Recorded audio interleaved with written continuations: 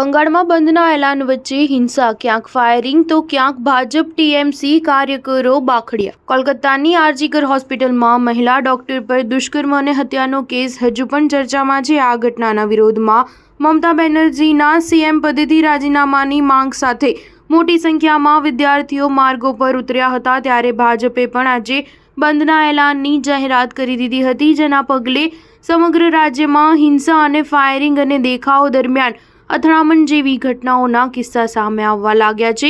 બંગાળમાં ભાજપે આજે 12 કલાકના બંધનું એલાન કર્યું હતું. આ દરમિયાન ભાટપાડામાં ભાજપના સ્થાનિક નેતા પ્રિયાંગુ પાંડેના વાહન પર ફાયરિંગની ઘટના બની હોવાના અહેવાલ છે. ભાજપના નેતા સુવેન્દુ અધિકારીએ દાવો કર્યો હતો કે ટીએમસીના કાર્યકરોએ જ આ ઘટનાને અંજામ આપ્યો છે. ડ્રાઈવરને ગોળી વાગી હતી. બીજી બાજુ હેમતાબાદ સહિત અનેક વિસ્તારોમાંથી આગ ચંપીના અહેવાલ સામે આવી રહ્યા છે.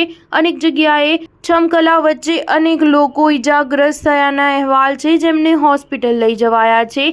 નાદિયા જિલ્લાની વાત કરીએ તો અહીં ભાજપ અને તૃણમૂલ કોંગ્રેસના કાર્યકરો વચ્ચે ભારે અથડામણ જોવા મળી હતી. ભાજપના નેતા કૈલાશ વિજયવર્ગીયએ કહ્યું કે પશ્ચિમ બંગાળમાં પોલીસ અસામાજિક તત્વો અને રાજકારણીઓની સાંઠગાંઠ છે. પોલીસની ગાડીમાં બળાત્કારી ફરી રહ્યા છે. શરમજનક બાબત એ છે કે જ્યાં મહિલા મુખ્યમંત્રી હોય ત્યાં મહિલાઓ સુરક્ષિત નથી.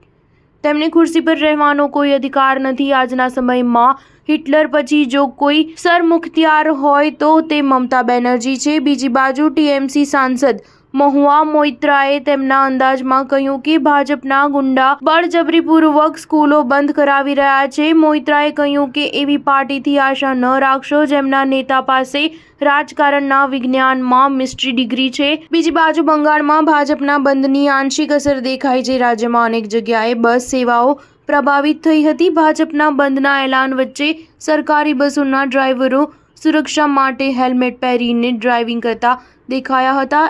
એક બસ ડ્રાઈવરે કહ્યું કે સરકાર તરફથી અમને સુરક્ષા માટે આ પગલું લેવાની ભલામણ કરાઈ હતી. સ્ટાર ન્યૂઝ 7 હંમેશા સચ્ચાઈની સાથે.